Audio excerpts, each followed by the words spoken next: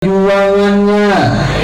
Amin ya rabbal alamin. Dan salam penghormatan yang paling istimewa saya hadiahkan kepada segenap panitia penyelenggara dan yang semua yang ikut andil mensukseskan acara pada pagi hari ini, baik secara moral maupun secara material. Mudah-mudahan semuanya mendapatkan ganjaran sebesar-besarnya dari Allah Subhanahu wa taala. Jazakumullah ahsanal jaza. Dan salam penghormatan yang paling istimewa saya hadiahkan kepada hadirin hadirat, muslimin muslimat, mukminin mukminat, masyarakat Kumpai yang hadir pada pagi hari ini. Semua angkat tangan, kita minta sama Allah, mudah-mudahan bibarakati maulid Nabi Muhammad sallallahu alaihi wasallam tidaklah kita keluar dari tempat ini kecuali semua dosa kita diampuni oleh Allah. Yang sakit Allah angkat penyakitnya, Allah sehatkan badannya. Semua yang hadir dilapangkan rezekinya, diberkahi kehidupannya, dibahagiakan dari dunia sampai akhiratnya.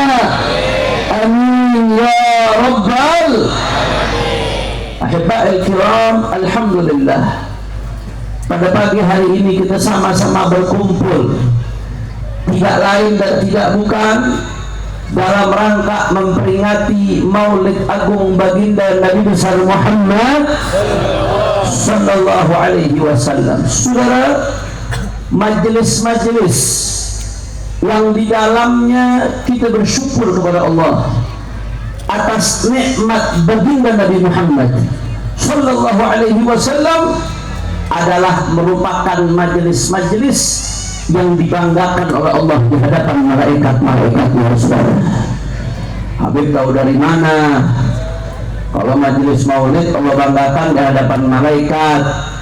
Jangan ngarang-ngarang atau Habib, emang malaikat laporan sama Habib.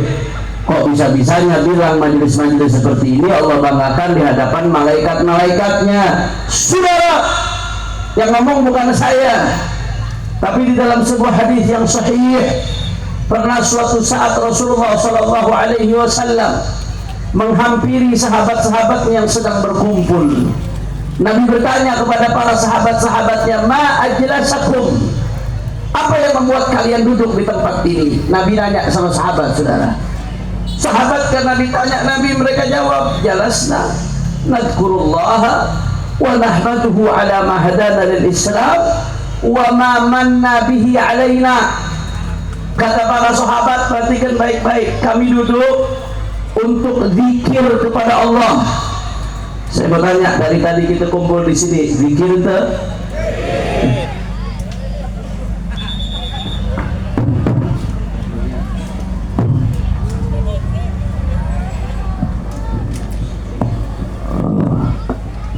Ini jangan-jangan Wahabi kali. Baru bahas maulid langsung mati.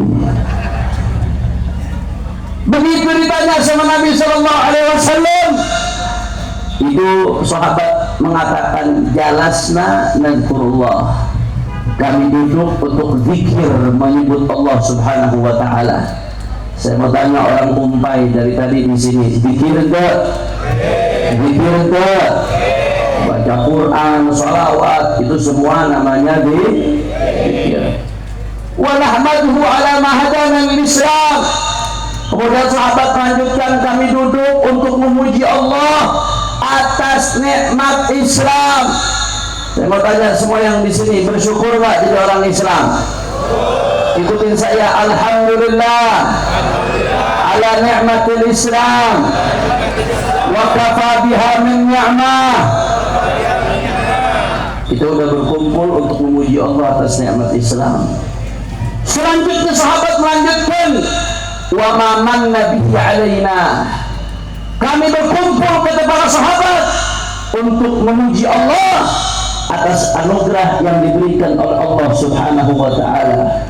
Kita pun di sini berkumpul memuji Allah atas anugerah yang diberikan oleh Allah Subhanahu wa taala. Apa anugerah tersebut? Anugerah yang disyaratkan dalam Al-Qur'an, laqad manallahu 'alal mu'minina idh ba'atha fihim rasulan min anfusihim yatlu 'alaihim ayatihi wa yuzakkihim wa yu'allimuhumul kitaba wal hikmah wa in kana min qablu lafi dhalalin mubin. Shadaqallahul 'azim. Allah menegaskan dalam Al-Quran, laqad manallahu 'alal mu'minin, sungguh Allah telah memberikan anugerah kepada orang-orang yang beriman. Apa anugerahnya? Idh ba'atha fihim rasulan min anfusihim. Anugerahnya dengan diutus di tengah-tengah orang yang beriman, yaitu baginda Nabi besar Muhammad sallallahu alaihi wasallam. Saudara, Allah sendiri yang menyatakan dalam Al-Quran, diutusnya Nabi di tengah-tengah kita adalah anugerah dari Allah untuk kita semua, saudara. Alhamdulillah. Bahkan wallahi demi Allah, tidak ada anugerah yang lebih besar, yang lebih agung daripada diutusnya Nabi Muhammad di tengah kita, saudara. Maka kumpulnya kita merayakan Maulid Nabi di pagi hari, masyarakat kumpai, ribuan orang sudah berkumpul, semuanya bersolawat untuk Rasulullah sallallahu alaihi wasallam, bentuk syukur kepada Allah atas dilahirkannya Nabi Muhammad. Ini masuk dalam kategori yang tadi disebutkan sahabat, kumpul untuk memuji Allah atas anugerah yang diberikan oleh Allah Subhanahu. Jadi sahabat ditanya sama Nabi, kenapa kalian kumpul? Yang pertama untuk zikir, yang kedua memuji Allah atas nikmat Islam, yang ketiga memuji Allah atas anugerah yang diberikan oleh Allah, dan tiga-tiganya kita lakukan pada pagi hari ini, saudara. Begitu mendapatkan jawaban tersebut, Rasulullah sampai meminta para sahabat sumpah, Allahi ma'ajlasakumul lada. Nabi sudah minta sahabat sumpah, demi Allah, nggak ada yang membuat kalian duduk kecuali itu, nggak ada tujuan lain, bukan buat dunia, bukan buat popularitas, bukan buat lain-lainnya, cuma itu saja tujuan kalian duduk di sini. Sahabat disuruh sumpah sama Nabi, mereka sumpah, wallahi ma'ajlasakumul. Kata para sahabat, demi Allah, kami duduk nggak ada tujuan lain kecuali itu ya Rasulullah sallallahu alaihi wasallam. Saudara, mendapatkan jawaban sahabat seperti itu, apa kata Nabi sallallahu alaihi wasallam? Inni lam astahlifkum tuhmatan minkum. Kata Rasulullah, aku minta kalian sumpah bukan karena aku nggak percaya kepada kalian. Nabi percaya sama sahabatnya, tapi kenapa sampai Nabi minta sahabatnya sumpah atas kebenaran informasi yang disampaikan? Saudara, saking besarnya hal yang dihadapi, saudara, ada sesuatu yang istimewa. Kata Nabi, aku tidak minta kalian sumpah karena tidak percaya kepada kalian, bukan, walakin atani Jibril, akan tetapi tadi malaikat Jibril datang kepadaku, wa akhbarani, dan malaikat Jibril ngasih kabar, bi annallaha yubahi bikumul malaikah, bahwasanya kalian yang sedang berkumpul untuk zikir, untuk bersyukur kepada Allah atas nikmat anugerah Allah, majelis kalian ini yubahi bikumul malaikah, dibanggakan oleh Allah di hadapan malaikat-malaikat. Ya Rabb, ya Rabb, mudah-mudahan kita kumpul pada pagi hari ini termasuk majelis yang Allah banggakan di hadapan malaikat-malaikatnya. Kalau sudah majelis ini Allah banggakan di hadapan malaikat-malaikatnya, nggak perlu khawatir. Yang punya hajat pasti Allah akan kabulkan hajatnya. Yang punya kesulitan pasti Allah akan mudahkan kesulitannya, saudara. Yang punya masalah pasti akan diselesaikan masalahnya, saudara. Dan yang terpenting, penyakit zahir kita, penyakit batin kita, hati yang masih suka kotor, yang masih hobi maksiat, yang masih hobi melanggar aturan Allah, mudah-mudahan kita semua zahir batin dibersihkan oleh Allah Subhanahu wa taala. Amin ya rabbal. Itu yang pertama saya sampaikan, kira-kira jelas atau tidak? Terang ke sadayana parantos ngantos. Alhamdulillah. Yang sabaraha itu. Lanjut.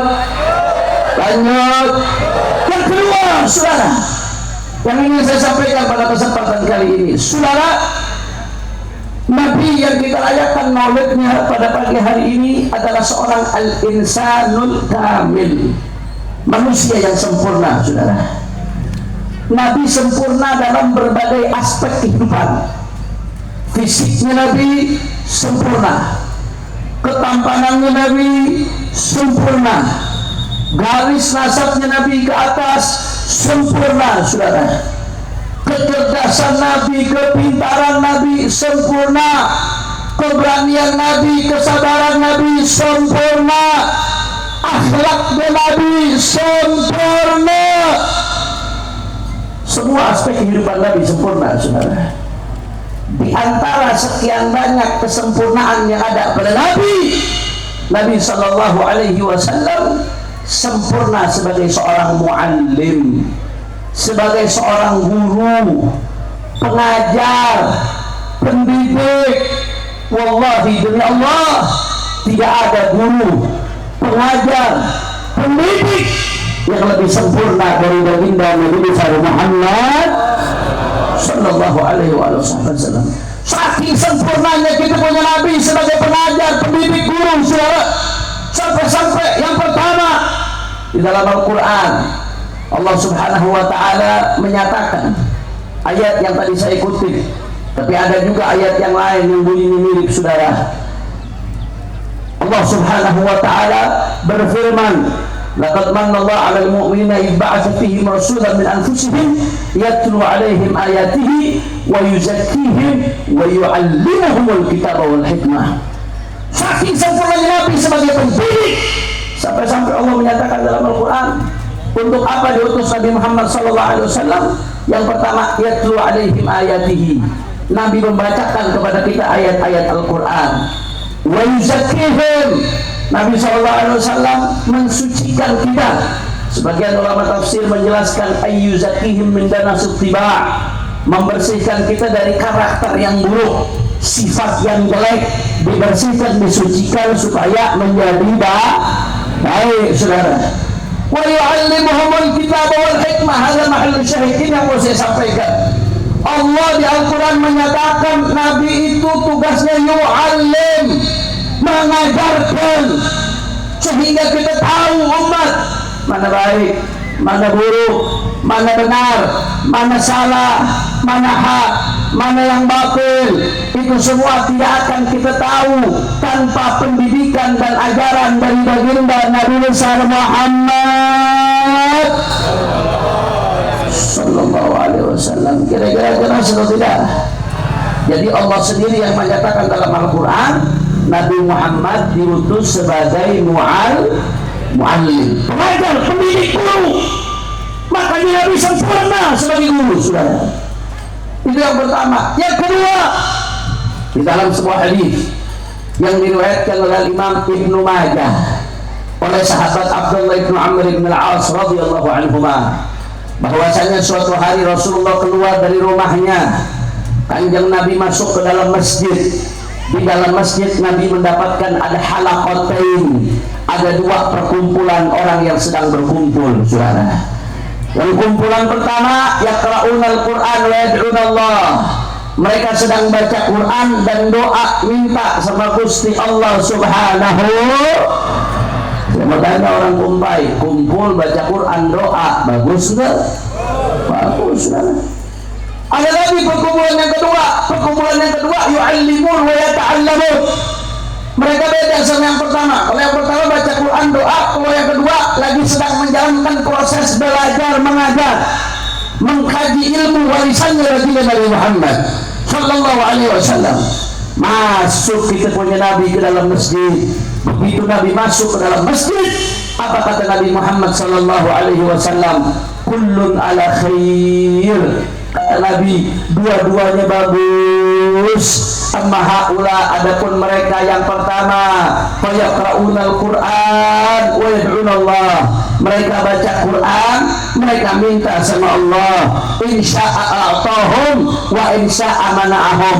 Kalau Allah pengen, Allah kasih mereka. Kalau Allah tidak berkehendak, Allah tidak kasih mereka, saudara. Itu yang pertama. Tapi yang kedua, kata Nabi, begitu Nabi lihat kumpulan yang kedua, amma haula, adapun yang kedua ini, fayu'allimun wa yata'allamun, mereka sedang melakukan proses belajar mengajar, mereka ngaji. Di sini saudara, begitu melihat orang-orang yang sedang ngaji belajar mengajar, apa kata kita punya Nabi? Nabi mendeklarasikan dirinya, innama bu'ithu mu'alliman, kata Nabi, aku diutus tidak lain dan tidak bukan sebagai mu'allim, sebagai pengajar, sebagai guru, sebagai pendidik. Itulah baginda Nabi besar Muhammad Sallallahu Alaihi Wasallam. Jadi Pak Bu, Nabi sendiri yang menyatakan dirinya, beliau diutus sebagai pengajar, sebagai guru, sebagai pendidik, saudara. Nah, sampai di situ. Dalil yang ketiga, di dalam hadis yang diriwayatkan oleh Imam Muslim di dalam sahihnya, bahwasanya saudara, ketika itu istri-istri Nabi dikasih pilihan sama Allah, mau ikut kanjeng Nabi atau mau pilih dunia. Istri-istri Nabi dikasih pilihan, saudara. Ketika itu Sayyidatuna Aisyah radhiyallahu anha, beliau orang yang pertama menjatuhkan pilihan, langsung gak banyak pikir, saya ikut engkau ya Rasulullah dengan segala resikonya. Siti Aisyah langsung memilih buat ikut Nabi, saudara. Dan baru setelah itu istri-istri yang lain memilih ibadah Allah. Tapi penting di sini yang jadi mahallu syahid, Siti Aisyah ini Pak Bu cerdas, pinter, dan cinta luar biasa sama Nabi. Saking cintanya Siti Aisyah sama Nabi, beliau ngomong, ya Rasulullah, aku menjatuhkan pilihan kepada engkau, tapi tolong ya Rasulullah, jangan kasih tahu istri-istri yang lain ya Rasulullah. Kalau aku milih engkau, jangan kasih tahu istri yang lain ya Rasulullah. Saking pedasnya Siti Aisyah, maksudnya supaya nggak ditiru istri yang lain. Beliau pengen memiliki Nabi sendiri, saudara. Saking cintanya Siti Aisyah sama Nabi. Nabi begitu dengan Siti Aisyah ngomong begitu, Nabi mengatakan, inni lam ub'ats mu'annitan wala muta'annitan walakin bu'ithu mu'alliman wa muyassira. Kata Rasulullah, sesungguhnya aku nggak diutus sebagai mu'annit untuk bikin orang susah, atau muta'annit atau untuk mencari-cari kesalahan orang. Maksudnya Nabi pengen ngasih pesan ke Siti Aisyah, kalau memang aku beritahu ke istri-istri yang lain itu jadi kebaikan buat semua, nggak ada masalah, nggak perlu disembunyikan. Nabi pengen ngasih tahu seperti itu maksudnya, saudara. Kemudian selanjutnya lagi-lagi Nabi mengatakan, walakin bu'ithu mu'alliman wa muyassira, akan tetapi kata Nabi, aku diutus tidak lain dan tidak bukan mu'alliman, sebagai pengajar, guru, pendidik, wa muyassira, dan kata Nabi, aku diutus untuk bikin mudah, bikin gampang umatnya baginda Nabi besar Muhammad Sallallahu Alaihi Wasallam. Lagi-lagi Nabi mendeklarasikan dirinya diutus sebagai guru, pendidik, jelas tak? Terang tak? Dan yang keempat, saudara, di dalam Sahih Muslim lagi ada sahabat Nabi namanya Muawiyah ibnul Hakam As-Sulami radhiyallahu anhu. Muawiyah ibnul Hakam As-Sulami ini suatu saat bermakmum sholat di belakangnya Rasulullah Sallallahu Alaihi Wasallam. Ini kok orang Kumpai ini ketika disebutkan nama Rasulullah banyak yang nggak sholawat ini, saudara. Allahumma shalli ala Muhammad. Biasakan lisan kita tergerak kalau disebutkan nama Rasulullah Sallallahu Alaihi Wasallam, karena kata Abu Yazid Muhammad bin Abdul Maliki, sholawat itu gampang tapi pahalanya besar luar biasa. Sholawat itu saking gampangnya nggak perlu wudu, nggak perlu tenaga, nggak perlu biaya, nggak perlu mikir, saudara. Sholawat saking saking gampangnya, tapi pahalanya besar luar biasa. Makanya nggak akan Allah izinkan lisannya buat bergerak sholawat kecuali orang-orang yang dipilih oleh Allah Subhanahu wa Ta'ala. Makanya biasain setiap dengar nama Rasulullah langsung Sallallahu Alaihi Wasallam, langsung setiap dengar nama Rasulullah biar refleks namanya. Apalagi saudara, itu setiap satu kali kita sholawat itu nama kita disetorkan kepada Nabi Muhammad SAW. Yang ngomong bukan saya, ada seorang ulama Al-Imam As-Sakhawi nulis kitab tentang sholawat, tebal kitabnya 300 halaman lebih, panjang lebar, cuma bicara soal sholawat saudara. Beliau meriwayatkan satu riwayat hadis, itu setiap ada satu hamba yang sholawat kepada Rasulullah, Allah ciptakan satu malaikat saudara, yang malaikat itu tugasnya nyampaikan laporan kepada Rasulullah. Ya Rasulullah, Fulan ibn Fulan dari Kumpai mengucapkan salam kepadamu ya Rasulullah. Itu satu sholawat Pak, nama Anda satu kali disebut di hadapan Nabi. Bagaimana kalau satu majelis maulid ratusan kali Anda sholawat, ratusan kali nama Anda disebut di hadapan Nabi Muhammad Sallallahu Alaihi Wasallam. Saya ceramah aja dari tadi ini mungkin udah lebih dari 30-40 kali nyebut nama Rasulullah Sallallahu Alaihi Wasallam. Kalau setiap saya sebut nama Nabi semua langsung Sallallahu Alaihi Wasallam, Sallallahu Alaihi Wasallam. Setiap Anda gerakkan lisan Anda, nama Anda disetorkan ke Rasulullah Sallallahu Alaihi Wasallam. Maka biasakan selalu lisannya tergerak untuk salawat sama Nabi. Ketika disebutkan nama baginda Nabi Muhammad Sallallahu Alaihi Wasallam. Sudah sampai mana tadi saya lupa. Ada sahabat namanya Muawiyah bin Hakam As-Sulami, sholat bermakmum di belakangnya Rasulullah Sallallahu Alaihi Wasallam. Mungkin waktu itu masih awal-awal Islam, beliau masih belum paham sebagian hukum yang berkaitan dengan sholat. Ketika sholat jadi makmumnya Rasulullah, ada satu orang bersin saudara. Ketika ada yang bersin, sahabat Muawiyah bin Hakam As-Sulami menjawab, yarhamukallah, mudah-mudahan kamu dirahmati oleh Allah. Ngomong sama orang yang bersin. Saya mau tanya, lagi sholat ngomong sama orang boleh enggak? Enggak boleh. Batal enggak? Batal saudara. Dalam sholat itu khitab lawan bicara cuma boleh dua, kalau enggak Allah, Rasulullah Sallallahu Alaihi Wasallam. Nggak boleh selain dua itu saudara jadi khitab, jadi lawan bicara. Tapi orang ini ketika ada yang bersin, dia jawab yarhamukallah, mudah-mudahan kamu dirahmati oleh Allah. Gara-gara dia ngomong seperti itu, karamahul qaumu bi absarihim, sahabat-sahabat serentak nengok, ngelihat semua kepada sahabat tadi. Ini kok orang ngomong ini, ngelirik semuanya, maksudnya ngasih isyarat, ngasih kode, jangan ngomong atuh, lagi sholat ini nggak boleh ngomong. Saudara, begitu dilihatin sama sahabat-sahabat yang lain dilirik saudara. Ini sahabat Muawiyah bin Hakam bukannya diam, malah makin ngomong. Wah tukla ummiyah, mabalukum tanduruna ilayya. Ini ada apa ini? Kok semuanya ngeliatin saya katanya. Jadi maksudnya dilirik supaya diam, malah tambah ngomong. Begitu dia ngomong lagi, sebagian sahabat sampai nepuk pahanya, Pak Yadribu Nabi Afqadihim, ditepuk pahanya. Maksudnya diam, jangan ngomong, diam, lagi sholat, jangan ngomong. Baru setelah itu beliau sadar, diam. Setelah itu selesai sholat saudara, ini orang dipanggil sama Rasulullah Sallallahu Alaihi Wasallam. Begitu dipanggil sama Rasulullah, dia pikir mau diomelin Pak, dia pikir mau dibentak sama Nabi Pak. Dia datang mungkin dalam keadaan takut, sampai kepada Rasulullah. Rasulullah dengan lemah lembut mengatakan apa? Inna hadhihi shalah la yasul fiha syai' min kalamin nas, innama hiya tasbihun wa takbirun wa tilawatu Qur'anin. Nabi ngomong sama sahabatnya dengan lemah lembut, ini yang namanya sholat tidak boleh ngomong, nggak boleh bicara sama manusia. Sholat itu isinya takbir, tasbih, baca Al-Quran, nggak boleh ngomong kalau sholat. Masya Allah. Saya mau tanya, cara Nabi menasihati sahabatnya indah atau tidak? Indah atau tidak? Indah sudah. Saking indahnya cara Nabi menasihati, dia pikir mau diomelin.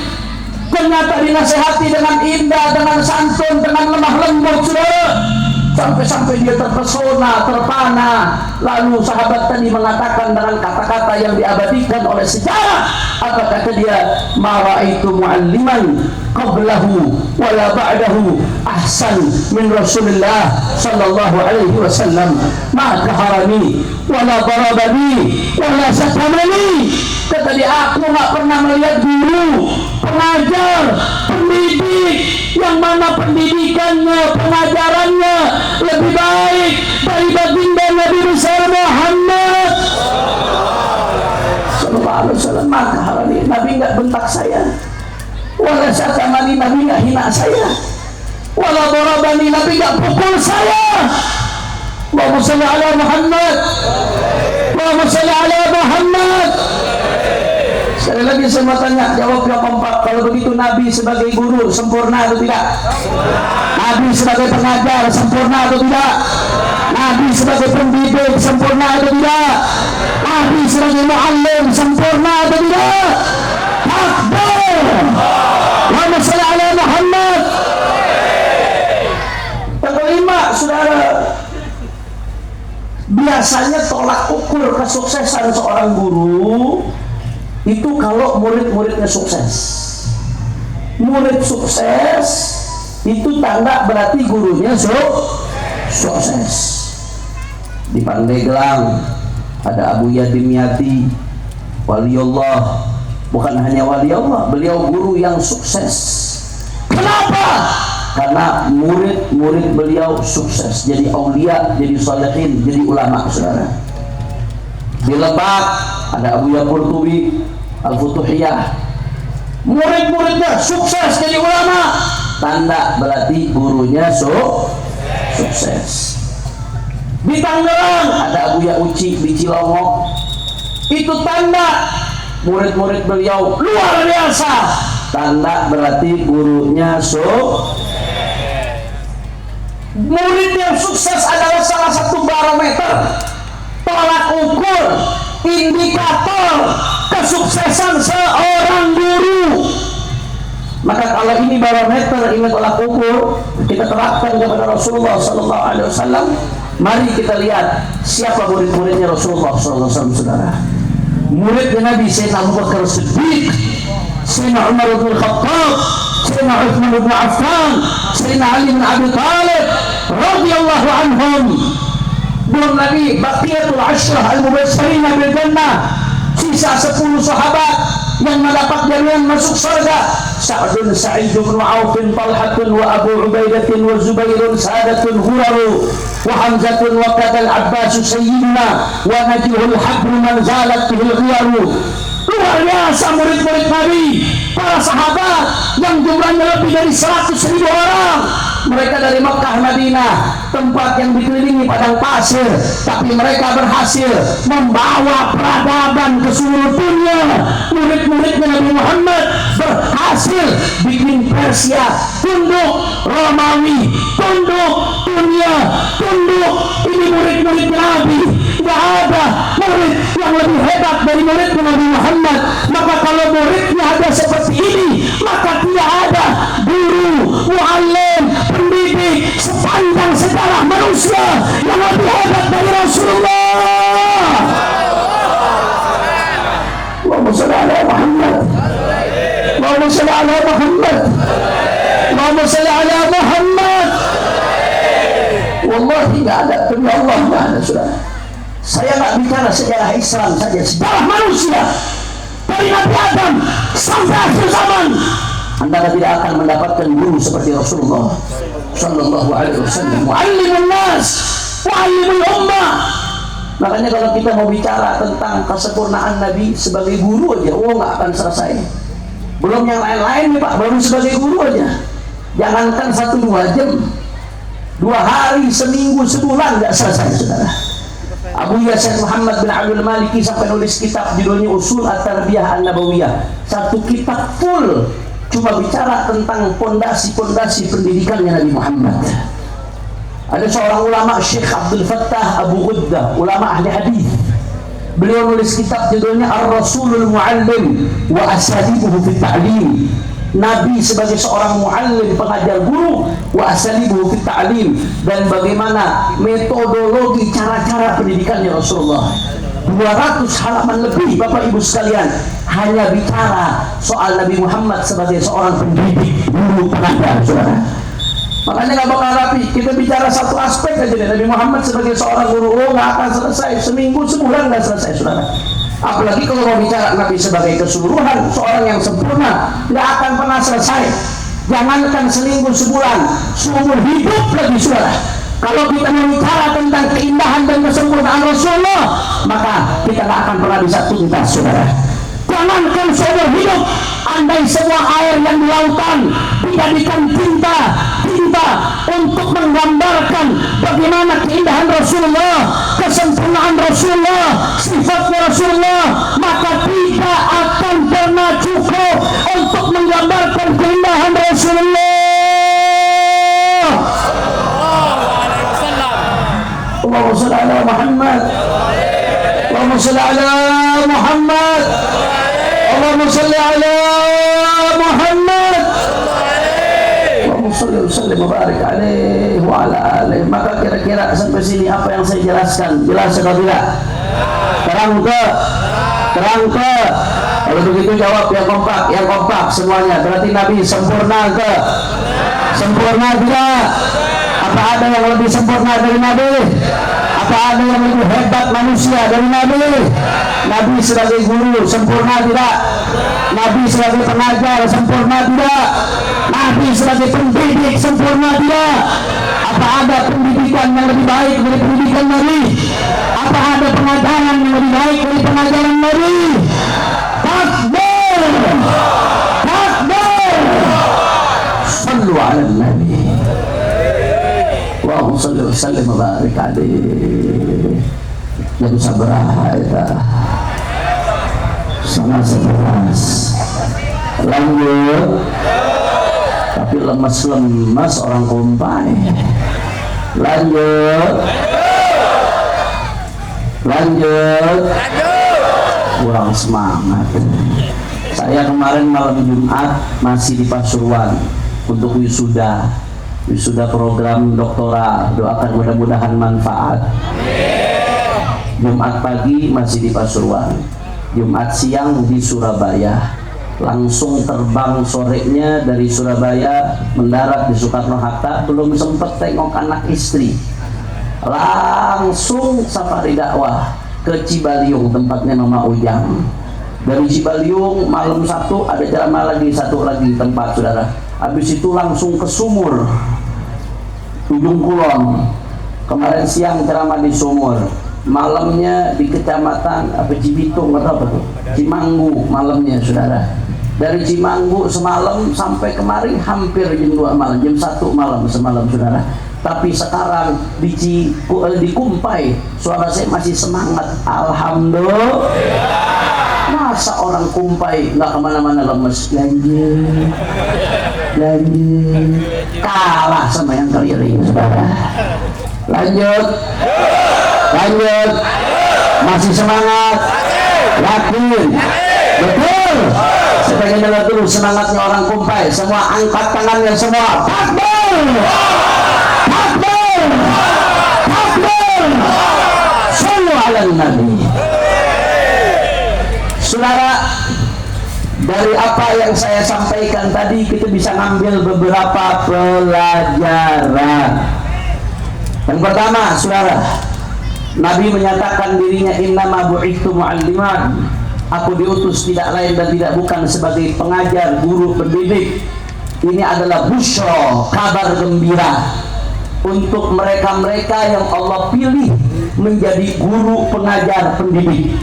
Apapun namanya, mau disebut kiai, ustadz, abuya, ajengan, pak guru, bu guru, dosen, apapun namanya, asal mengajarkan ilmunya Rasulullah.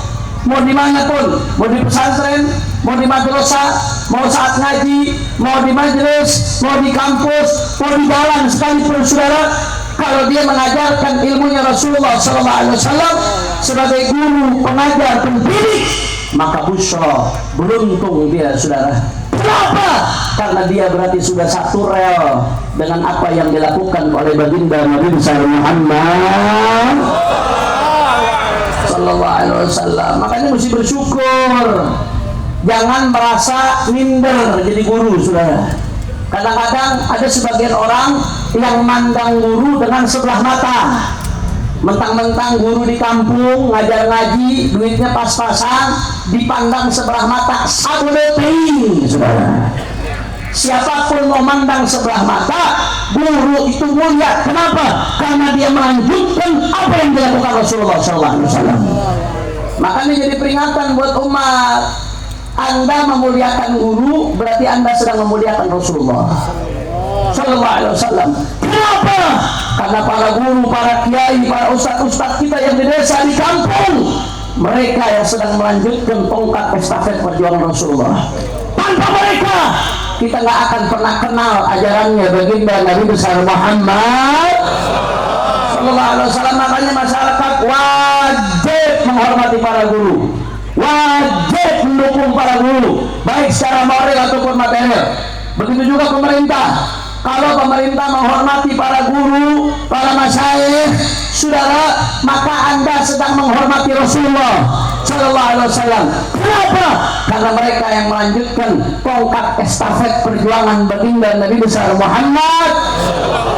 Ya, walaupun guru itu dituntut ikhlas, itu sisi ya, memang guru itu harus ikhlas. Tapi di sisi lain, guru juga manusia. Guru-guru itu mesti berhidup, punya anak, punya istri, punya keluarga. Betul tuh? Makanya pemerintah mesti mensejahterakan gaji guru. Kesian kadang-kadang guru honorer gaji sebulan 300.000, saudara. Gaji sebulan 800.000 dari pemerintah. Masya Allah, kesian, saudara. Daripada gaji anggota DPR besar, mendingan buat guru gajinya, saudara. Betul enggak? Daripada gaji pejabat besar banyak yang korupsi, udah gaji besar nolong juga lagi, saudara. Mendingan gajinya buat guru. Sejahterakan guru. Kalau guru sejahtera, bangsa akan maju, bangsa akan bangkit. Kenapa? Karena para guru yang melanjutkan perjuangannya baginda Nabi besar Muhammad. Hidup guru, hidup guru. Siap hormati para guru, siap dukung perjuangan para guru, siap jaga guru-guru kita, siap jaga para kiai, siap jaga para ulama. Takbir. Sallu ala Nabi. Yang kedua, saudara, pelajaran yang bisa kita ambil dari apa yang saya sampaikan tadi, saudara, Rasulullah menyatakan, innama bu'ithu mu'alliman. Kata Nabi, aku diutus tidak lain dan tidak bukan sebagai mu'allim, pendidik, saudara. Nabi sampai menjadikan itu sebagai tujuan utama diutusnya Nabi.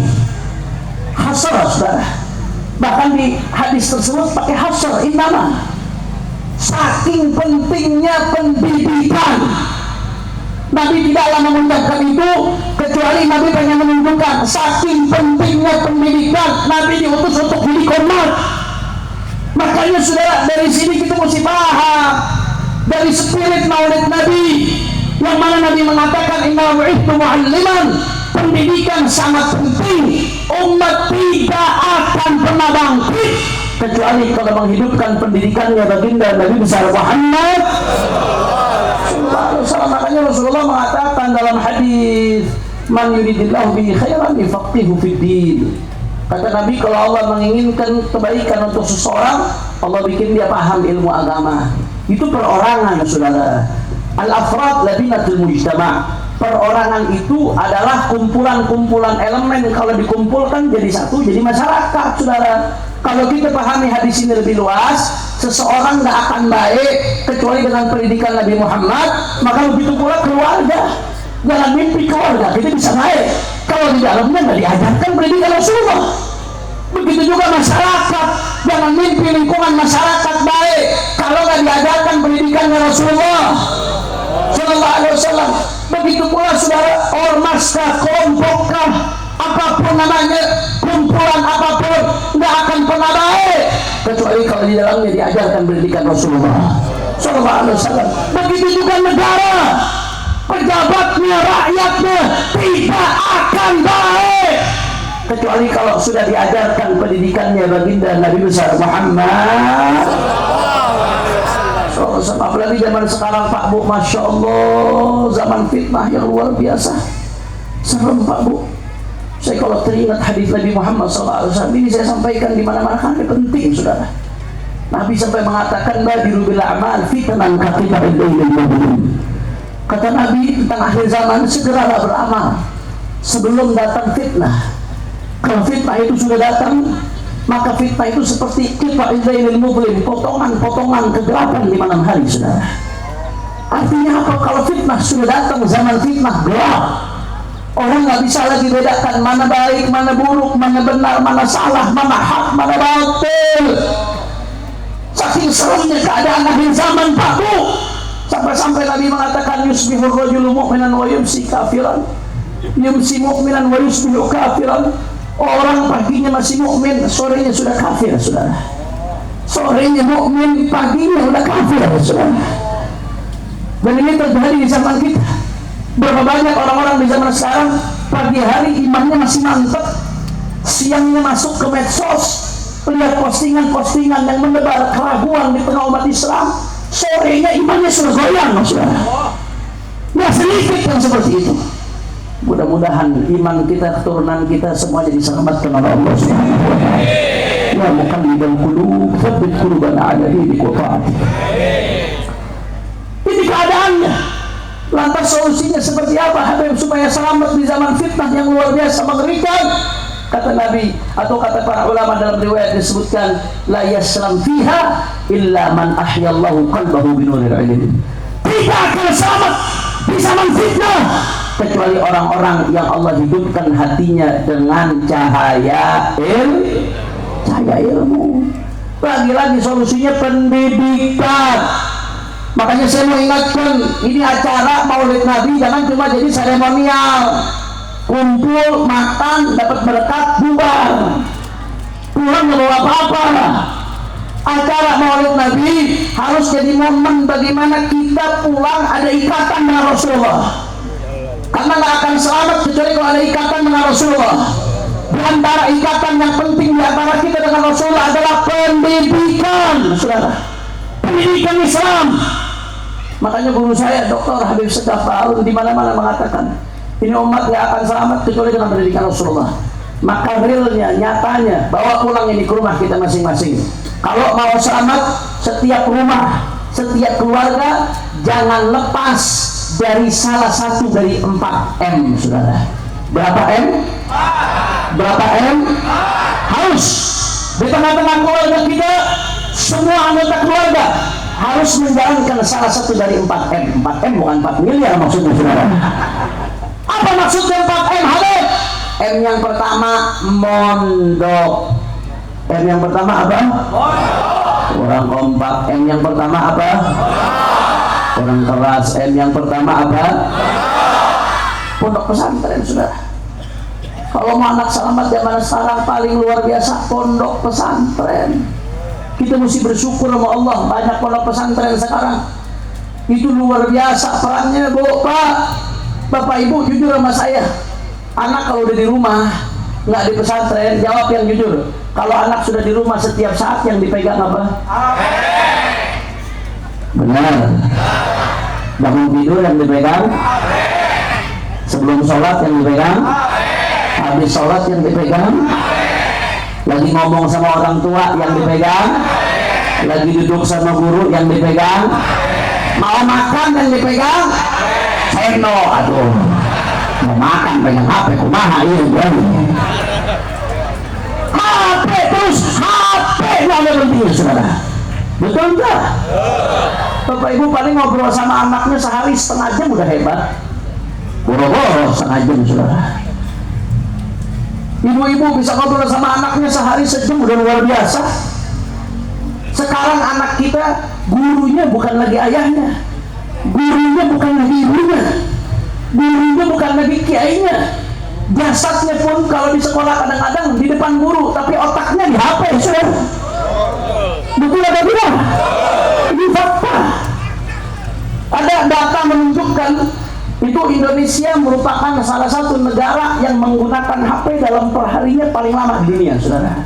Salah satu yang terlama Indonesia. Jadi rata-rata orang Indonesia itu pakai HP sehari 7-8 jam. Itu rata-rata. Belum yang main Mobile Legend, belum yang main Free Fire, saudara.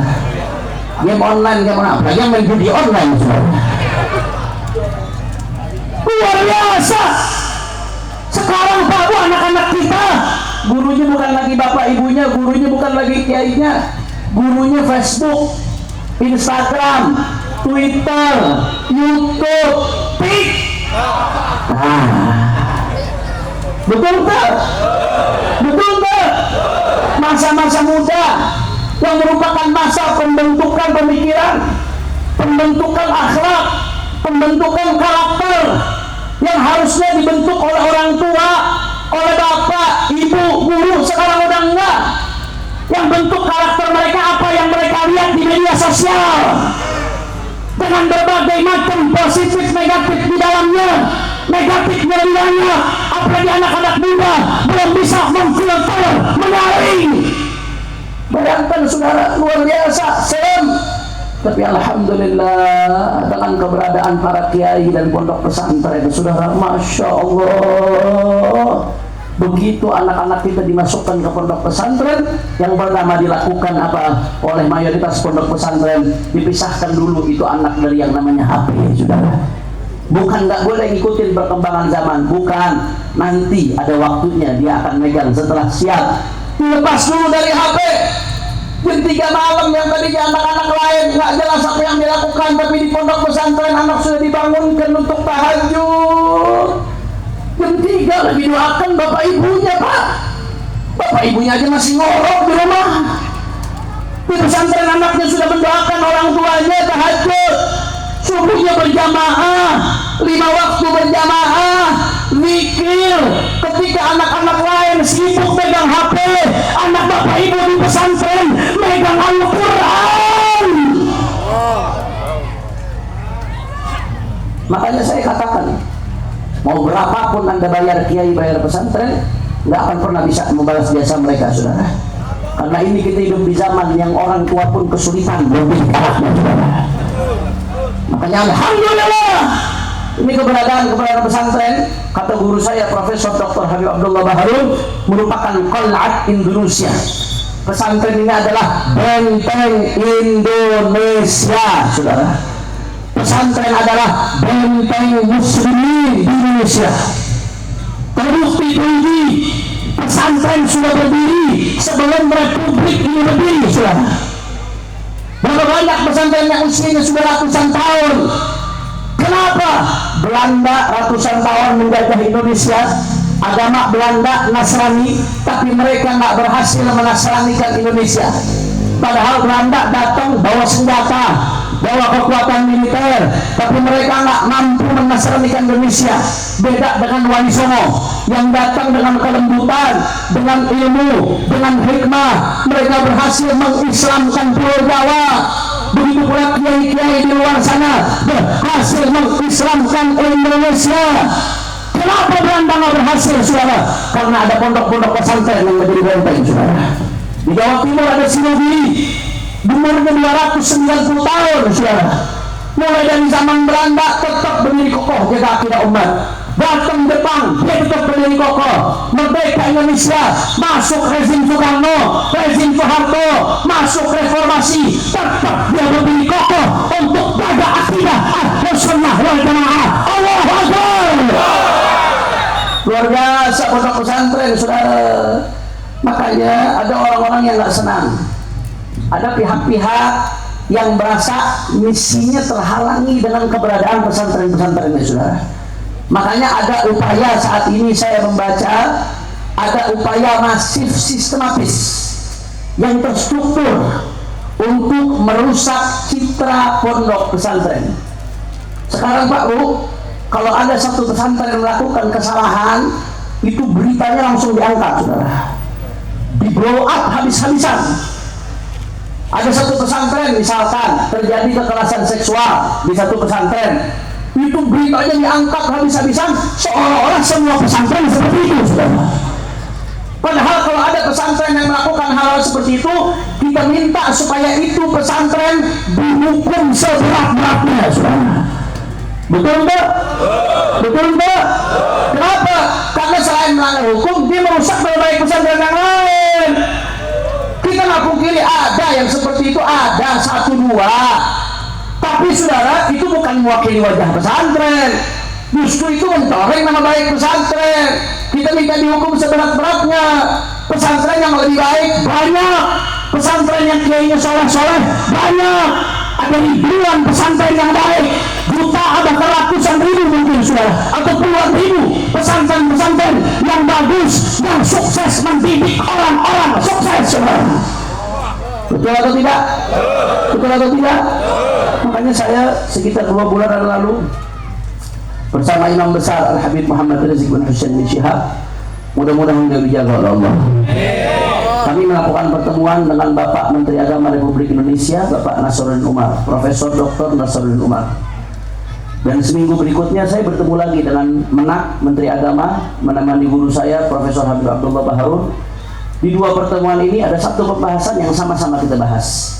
Ada banyak pembahasan tentunya di pertemuan ini, ada salah satu yang sama di 2 pertemuan ini sama-sama dibahas. Apa? Terkait pesantren. Saya sampaikan kepada Bapak Menak, Pak Menak, kami melihat ini ada upaya sistematis, Pak, masif untuk merusak citra pesantren. Seolah-olah mereka pengen kesankan pesantren itu tempat pelecehan seksual, tempat cabul, tempat penyimpangan seksual. Pesantren itu tempatnya bully, pesantren tempat feodalisme, tempat perbudakan modern. Itu ada di medsos, disebarkan mulai saudara, untuk merusak citra buruk pesantren. Kata Pak Menteri Agama, iya betul, saya juga mencium ada langkah seperti itu, kata beliau. Makanya kami itu minta, Bapak, ini Kementerian Agama menaungi pesantren yang ada di Indonesia. Kami mohon, tolong bantu jaga nama baik pesantren, saudara. Bantu. Kalau ada mereka-mereka yang berusaha merusak citra pesantren, proses. Kami tegas minta seperti itu, saudara. Makanya orang-orang yang diamanatkan pesantren oleh Allah wajib menjaga nama baik pesantren. Di sisi lain, umat, ayo sama-sama kita jaga pesantren, kita makmurkan pesantren. Itu benteng Indonesia, benteng umat Islam, saudara. Bagaimana cara makmurkan pesantren? Pondokin anak-anak kita di pondok pesantren. Yang penting pesantrennya pesantren Ahlus Sunnah. Urusan modern salafi itu cuma bungkus. Urusan modern pesantren salaf itu cuma bungkus. Yang penting isinya Ahlus Sunnah wal Jamaah. Dua-duanya sama-sama ada yang bagus, saudara. Jangan memondokkan anak ke pesantren yang dipertimbangkan cuma bangunan. Ya, bangunan penting sebagai sarana prasarana, tapi itu nomor sekian. Jangan nomor 1, oh yang penting bangunannya dulu bagus. Akhirnya lihat pesantren Az-Zaitun, bangunannya bagus, belajar anak sama Syekh Panji Gumilang, saudara. Jangan, itu nomor kesekian. Bangunan sarana prasarana penting, tapi nomor 1 yang penting, bagaimana gurunya? Pastikan Ahlus Sunnah. Jelas enggak? Jelas enggak? Jaga nama baik pesantren, dukung pesantren, baik secara moral ataupun material. Itu langkah nyata kita untuk hidupkan pendidikan umatnya Nabi Muhammad Sallallahu Alaihi Wasallam, saudara. Kalau ada satu orang yang berusaha mengangkat citra buruk pesantren, berusaha menampilkan aib pesantren, maka satu aib pesantren ditampilkan kita lawan dengan 1000 kebaikan pesantren, 1000 keistimewaan pesantren, 1000 daripada keunggulan pesantren. Makanya saya mau tanya jamaah yang orang ada sini, kumpul semuanya, siap jaga pesantren? Orang keras, siap jaga pondok pesantren? Siap dukung pondok pesantren? Kalau di lingkungan kita ada pesantren, dukung atau jangan? Ini kiai nggak mesen sama saya ya. Jangan dipikir, oh Habib Hanif ini ngomong request Kiai Muhammad ini. Enggak, wallahi enggak, Kiai nggak minta sama sekali. Ini memang saya sampaikan di berbagai tempat karena ini penting adanya upaya masif untuk merusak citra pesantren. Padahal itu benteng umat Islam, benteng Ahlus Sunnah. Ayo sekali lagi saya mau tanya semua, bersyukur nggak ada pondok pesantren? Senang atau tidak? Dukung atau jangan? Siap dukung pondok pesantren, siap makmurkan pondok pesantren, siap jaga pondok pesantren. Kalau ada yang mau ganggu pondok pesantren, diam kalau lawan. Kalau ada yang mau merusak citra pondok pesantren, diam karena tolawan. Kalau ada yang mau ganggu para kiai kita, diam karena tolawan. Semua angkat tangannya, takbir, takbir. Sallu ala Nabi. Kedua, saudara, yang pertama tadi apa? Yang pertama mondok. Yang kedua madrasah. Yang kedua kurang kompak. Yang kedua yang pertama yang kedua. Kalau nggak bisa masukin anak ke pondok bagaimana? Nggak apa-apa, madrasah ada. Jangan kadang-kadang umat Islam masya Allah gengsi masukin anak ke madrasah, merasa kalau masukin anaknya ke madrasah nggak unggulan. Padahal banyak madrasah-madrasah yang bagus. Wah, di madrasah anak-anak kita dapat pelajaran dunia, dapat akhirat juga dapat. Man arada dunia fa alaihi bil ilmi, dapat. Wa man arada al akhirah fa alaihi bil ilmi, dapat. Wa man aradahuma fa alaihi bil ilmi, di madrasah dapat, saudara. Kenapa umat Islam kadang-kadang gengsi masukin anaknya ke madrasah? Padahal dapatnya kebaikan dunia, kebaikan akhirat. Rabbana atina fid dunya wa fil akhirati. Doanya minta kebaikan dunia akhirat, tapi ilmu akhiratnya nggak mau dipelajari, saudara. Gengsi masukin anak ke madrasah. Jangan. Salah satu langkah real, kalau nggak bisa mondok, masukin anak kita ke Habib, udah terlanjur anak saya masuk ke sekolah yang bukan madrasah, kumaha iya Habib. Kalau ditarik lagi mahal biayanya nanti Habib. Sudah terlanjur ini masuk ke sekolah yang bukan madrasah, nggak apa-apa, silahkan lanjut. Tapi jangan lupa ambil M yang ketiga, mengaji. M yang ketiga apa? M yang ketiga apa? Ulang tadi, M yang pertama, M yang kedua, M yang ketiga, mengaji. Silahkan sekolah anak dimanapun, tapi jangan lupa ngaji. Jangan sampai anak tumbuh dewasa nggak bisa baca Quran, saudara. Jangan sampai anak tumbuh dewasa nggak tahu halal haram, nggak tahu cara ibadah. Besok kamu mati yang bacakan Quran siapa? Masya Allah. Betul enggak? Ada orang kaya raya, duitnya miliaran. Begitu mati itu jajar karangan bunga berjejer, saudara. Jabatan tinggi, tapi mayat masih di tengah-tengah rumah. Itu sudah setel kaset Al-Quran. Ditanya anaknya mana? Gak bisa ngaji anaknya, saudara. Kalau sudah begitu terjadi, anak gak bisa ngaji ketika kita mati, apa artinya duit? Apa artinya jabatan? Apa artinya gelar? Apa artinya segala-galanya? Betul atau tidak? Lebih baik hidup di gubuk, pas-pasan, tapi kita ngaji, kita mati, anak kita besok akan baca Quran, kirim pahala buat kita. Mudah-mudahan anak-anak kita jadi anak-anak yang soleh, yang besok ketika kita mati mereka terus mengirimkan pahala buat kita. Amin ya Rabbal. Ngaji, datangkan guru mengaji ke rumahnya atau bawa dia ke tempat ngaji. Banyak kok tempat-tempat ngaji, betul enggak? Yang ketiga apa? Mengaji. Yang ketiga? Yang pertama? Yang kedua? Yang ketiga? Habib, saya udah tua, Habib, malu mau ngaji, Habib.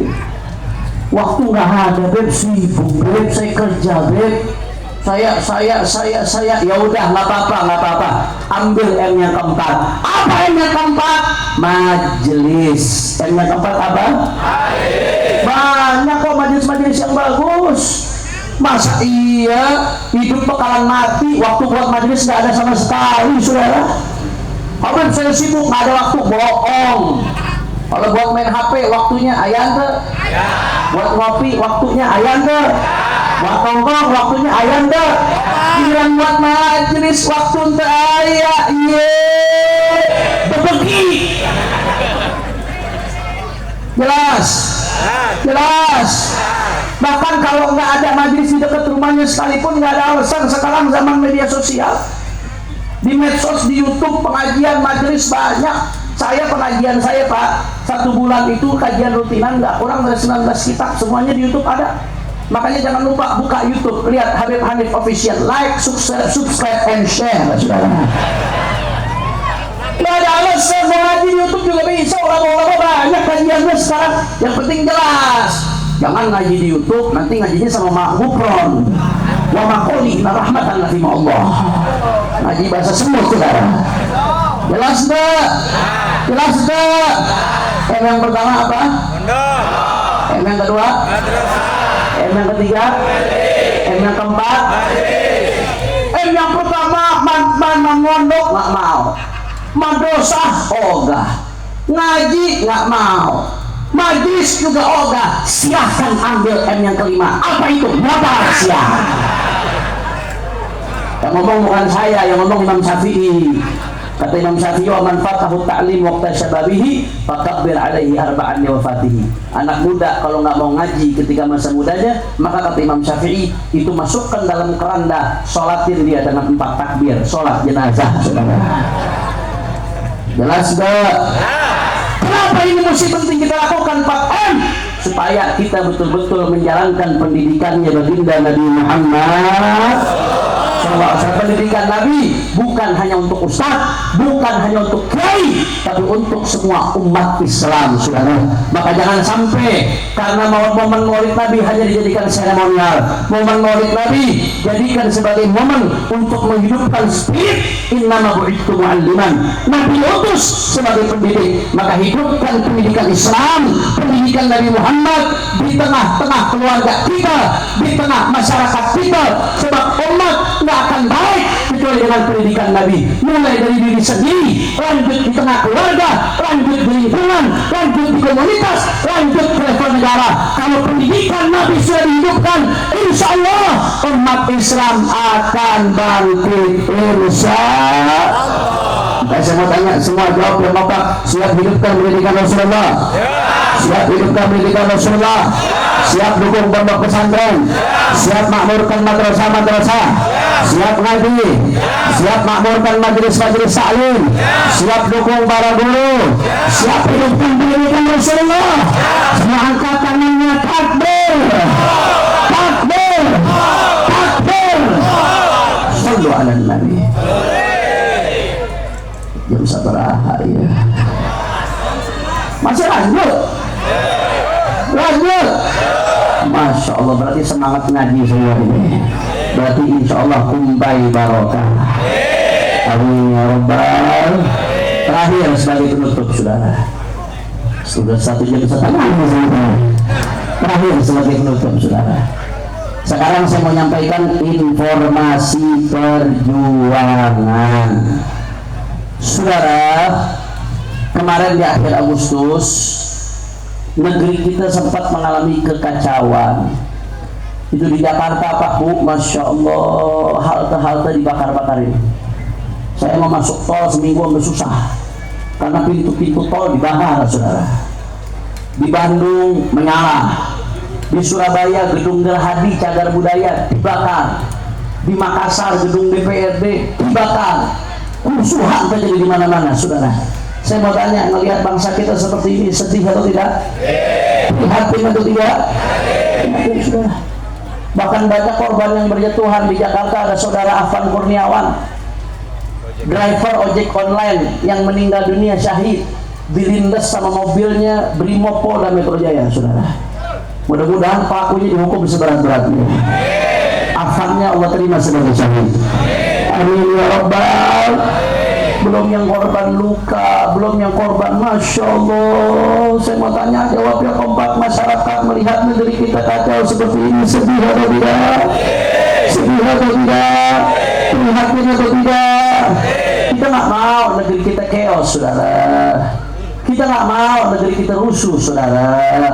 Tapi di sisi lain, supaya ini tidak terulang, tidak terjadi lagi, kita mesti paham ini semua reaksi.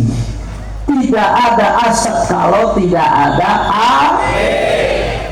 Terlepas dari apakah ada yang menunggangi, ada aktor-aktor intelektual di balik itu semua, kita nggak pungkiri bisa saja itu terjadi. Tapi terlepas dari itu ada yang jauh lebih mendasar. Kalau nggak ada api, nggak ada asap. Ini kerusuhan-kerusuhan di balik asap, saudara. Kenapa? Karena ada sumber api yang membakar. Betul? Betul. Kalau cuma kita sibuk untuk memadamkan kerusuhan, ibarat ada asap banyak, kita sibuk meniup asap. Sumber apinya di belakang. Satu asap hilang, besok akan timbul asap-asap di tempat lain karena sumber apinya merembet kemana-mana, saudara. Betul atau tidak? Begitu juga, jangan cuma sibuk memadamkan kerusuhan, sibuk selesaikan akar masalahnya. Apa akar masalahnya? Di antaranya, jujur saja saudara, karena kita cinta negeri ini, makanya kita harus buka-bukaan. Penyakit harus disembuhkan, walaupun pahit, saudara.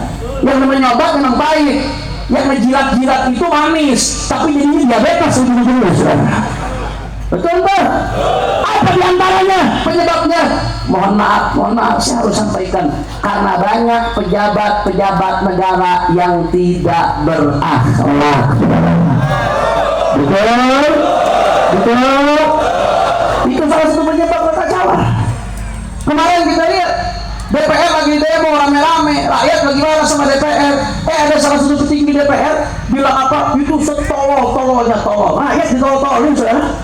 Marah akhirnya rakyat, rumahnya dijarah. Begitu rumahnya dijarah, saudara, ketahuan ada ijazahnya, kebanyakan angka 6, saudara. Saya nggak membenarkan penjarahan, Pak. Penjarahan hukumnya haram. Penjarahan hukumnya haram.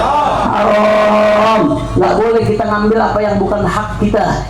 Menjarah akan bertanggungjawabkan besok di hadapan Allah Subhanahu wa Ta'ala, saudara. Saya juga nggak membenarkan bakar-bakaran fasilitas umum. Ketika halte, gerbang tol, saudara, fasilitas-fasilitas umum lain dibakar, maka yang rugi rakyat, karena itu dibangun pakai duit rakyat. Lagi-lagi nanti duit rakyat yang mesti dikeluarin, saudara. Ujung-ujungnya proyek lagi, korupsi lagi, saudara. Betul enggak? Jangan. Tapi akar masalahnya mesti diselesaikan. Ini akar masalah. Rakyat lagi pada susah, barang-barang naik, banyak yang di PHK. Apalagi bulan Juli Agustus, bapak-bapak pusing, anak naik-naikan, mesti bayar daftar ulang, mesti beli seragam, mesti beli tas, mesti beli sepatu. Apalagi yang anaknya baru masuk sekolah, mesti bayar uang pangkal. Aduh, liar, saudara. Betul nggak? Rakyat lagi susah, belum lagi ibu-ibunya minta skincare ke bapak-bapak. Rakyat lagi susah. Anggota DPR setelah selesai sidang joget-joget di DPR, saudara. Apa ini? Anda digaji sama rakyat. Itu anggota DPR, Pak, makan dari uang gaji dari pajak Anda, saudara. Kursi yang mereka dudukkan itu diberi dari duit rakyat. Listrik gedung DPR pakai duit rakyat, ya. Rakyat lagi susah, Anda joget-joget, tidak ada empati. Diprotes sama rakyat. Bukan minta maaf, malah ada yang ngeledek pakai parodison horek, saudara. Apa ini, apa? Makanya ada seorang pimpinan MUI, kayak Khalil Nafis, ketua bidang dakwah MUI, dia menyampaikan inti yang beliau sampaikan, Allah dan makna, kita nggak mau rusuh, tapi kadang-kadang mohon maaf, kalau udah rusuh tuntutan rakyat baru diturutin. Kalau nggak rusuh nggak diturutin, saudara. Jangan begitu, jangan nunggu rusuh, buru-buru dengar tuntutan rakyat. Jangan sampai akhirnya rakyat marah baru diturutin, saudara. Betul atau tidak? Belum lagi korupsi yang merajalela. Belum lagi, saudara, adanya orang-orang yang nggak kompeten di pemerintahan, diangkat bukan berdasarkan meritokrasi, bukan berdasarkan keahlian, tapi karena faktor kedekatan, karena faktor jalur. Ini yang bikin juga banyak BUMN yang bangkrut, banyak BUMN yang rugi, banyak duit rakyat yang rugi. Ini yang bikin rakyat marah. Makanya saya mengapresiasi, terima kasih banyak kepada Presiden Republik Indonesia Bapak Prabowo Subianto yang mengambil langkah cepat dan tegas. Dengan apa? Kemarin dengan mengganti pejabat-pejabat yang menjadi beban negara, saudara. Sri Mulyani, menteri yang sering narikin pajak dari rakyat kerjaannya, belum lama mengatakan itu pajak sama kayak zakat, saudara. Masya Allah. Padahal kalau pajak dari orang kecil pun diambil. Anda beli di supermarket itu ada potong pajak, Anda makan di restoran itu ada potong pajak, saudara, dan seterusnya. Dari rakyat kecil pun diambil untuk ngasih makan sebagian pejabat yang kaya, saudara. Itu pajak. Kalau zakat diambil dari orang kaya, dikasih buat orang miskin. Beda, jangan disama-samain. Alhamdulillah udah dicopot. BG dicopot, Budi Gunawan. Begitu juga Budi Ari, menteri warisannya Jokowi yang terindikasi terlibat judi online, udah dicopot juga, alhamdulillah, saudara. Dan ada beberapa orang-orang itu dicopot. Insya Allah kabarnya sebentar lagi Kapolri dicopot. Saya mau tanya, bagus atau tidak? Ini namanya pemerintah bersih-bersih seperti ini, bagus atau tidak?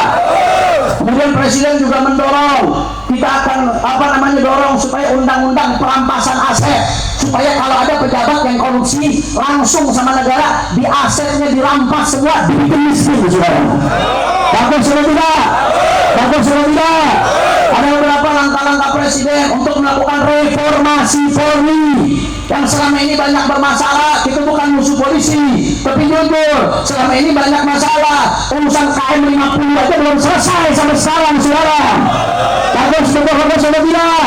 Bagus atau tidak? Reformasi Polri bagus, dan yang lain-lainnya. Saya mau tanya, kalau Presiden mau membenahi negara, mau melawan mafia-mafia, dukung atau jangan? Dukung atau jangan? Dukung atau jangan? Kita dukung, saudara. Kita dukung langkah-langkah Presiden selama bagus. Kita umat Islam, ulama bersama umat, bukan musuh negara, bukan, saudara. Kalau ada program negara, kebijakan pejabat yang bagus, umat Islam pasti akan mendukung, betul. Tapi tugas umat bersama ulama, kalau ada program-program yang tidak baik, merugikan rakyat, apalagi melanggar syariat, wajib ulama bersama umat untuk mengingatkan amar ma'ruf nahi munkar. Betul enggak? Betul enggak? Makanya saudara, kemarin Imam Besar Habib Rizik Syihab, mudah-mudahan beliau dijaga Allah Subhanahu wa taala. Mudah-mudahan bisa kekumpai insyaallah. Amin ya rabbal. Beliau saudara mengingatkan ketika ditanya, Habib, ini bagaimana? Apakah kita bergerak ketika rusuh-rusuh nih? Apakah kita turun? Kita bilang tunggu dulu, sabar. Umat Islam yang ada di majelis-majelis, di pesantren-pesantren, jangan turun kecuali kalau ada komando ulama. Pergerakan kita komandonya komando ulama, saudara.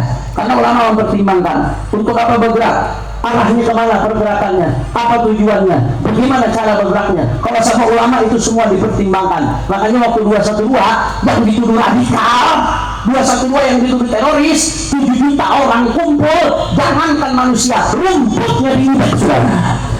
Segitunya dituduh teroris, digembosin terus, dibilang radikalisme, dibangun citranya terus. Padahal kalau demo bawa-bawa nama Islam jadinya damai, saudara. Betul atau tidak? Ikut komando ulama. Kalau ulama suruh sabar, sabar jangan. Kalau ulama suruh tahan, tahan atau jangan. Kalau ulama suruh bangkit, bangkit atau jangan. Kalau ulama suruh bergerak, bergerak atau jangan. Tidak usah khawatir, saudara. Enggak, ulama kita akan terus bergerak. Cuma ulama kita waspada, jaga diri, membaca dengan baik. Jangan sampai asal ikut bergerak, nggak taunya tujuannya buat numbangin presiden. Presiden tumbang, wakilnya naik, saudara. Iya lain. Betul atau tidak? Hati-hati, saudara, hati-hati. Maka oleh karena itu ulama nggak akan tinggal diam. Para habaib, para ulama, para kiai bersama umat nggak akan tinggal diam. Kami bukan musuh masyarakat, bukan musuh pemerintah, tapi kami juga bukan penjilat pemerintah, saudara. Sikap kami kepada pemerintah adalah mitra yang baik. Kalau ada yang bagus dari pemerintah, kami akan dukung, kami akan support, kami siap untuk mensukseskan. Tapi kalau ada yang tidak baik, ada yang merugikan rakyat, ada yang merugikan bangsa, ada yang melanggar syariat, maka umat bersama ulama tidak akan pernah mundur untuk terus amar ma'ruf nahi munkar. Apapun yang terjadi, tidak ada urusan sampai mau dicaci, dimaki, dihina, difitnah, dipenjara, dibunuh sekalipun, tidak akan pernah mundur untuk jaga Indonesia, saudara. Takbir, takbir, takbir. Kita semua tanya, kumpai semuanya siap bersatu. Orang kompak kurang semangat, kumpai siap bersatu, siap rapatkan bangsa, siap jaga Indonesia, siap jaga NKRI. Saya mau tanya Makanya kalau ada program pemerintah yang bagus, dukung atau jangan? Kalau presiden mau lawan mafia, dukung atau jangan? Presiden mau lawan oligarki, dukung atau jangan? Presiden mau berantas korupsi, dukung atau jangan? Tapi kalau di antara pejabat-pejabat kita ada yang melanggar syariat, bahwa lawan atau jangan? Kalau ada yang mau membangun rakyat, lawan atau jangan? Siapa ikut komando ulama? Siapa juang bersama para habaib? Siapa juang bersama para kiai? Semua angkat tangannya, takbir! Takbir! Takbir! Sallu ala nabi. Allahumma sholli wa sallim wa barik alaihi wa ala. Terakhir kita sama-sama baca sholawat, saudara. Kita sama-sama baca sholawat. Mudah-mudahan dengan barakah sholawat negeri kita dijaga oleh Allah. Pemimpin-pemimpin dan pejabatnya dapat hidayah. Aparatnya dapat taufik dan hidayah. Ulama-ulamanya selalu dapat taufik dan hidayah. Rakyatnya selalu dapat taufik dan hidayah. Amin ya rabbal. Jadi kita doakan, jangan ada yang bergerak dulu, jangan ada yang bergerak. Mudah-mudahan barakah sholawat semua yang hadir nih, yang punya hajat Allah kabul hajatnya. Yang sakit Allah angkat penyakitnya. Penyakit zahir, penyakit batin disembuhkan oleh Allah. Semua yang hadir